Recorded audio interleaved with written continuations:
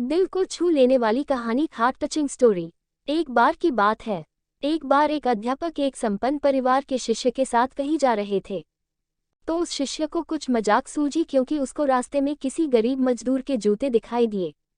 उसने अध्यापक से कहा, गुरुजी, अगर हम इन जूतों को छुपा दें तो कितना मजा आएगा। देखते हैं कि मजदूर पर इसका क्या असर पड़ता है।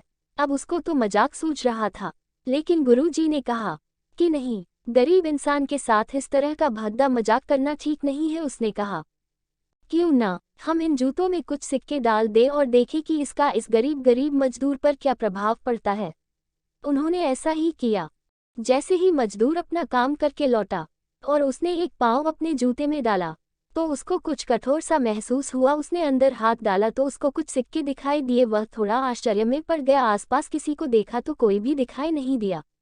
वापस उसने दूसरा पैर अपने जूते में डाला और वापस उसको उसमें कुछ सिक्के दिखाई दिए।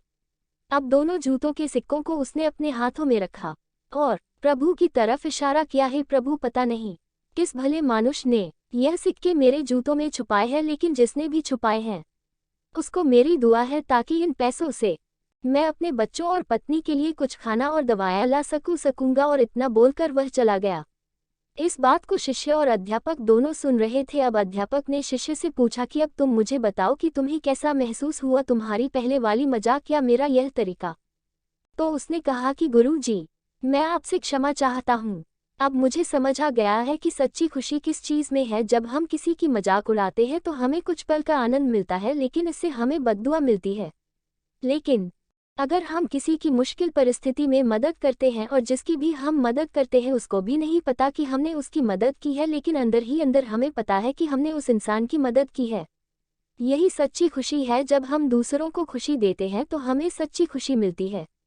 इसी तरह खुशियाँ बांटते रहिए, लोगों की मदद करते रहिए और दान करते रहिए जिसके भी आप काबिल हो।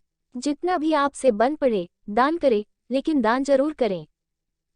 ये कहानी कैसी लगी हमें कमेंट करके ज़रूर बताइए। और हाँ, वीडियो अच्छी लगी तो like, comment, share and subscribe करके नोटिफिकेशन को ऑल पे सेलेक्ट कर दीजिए।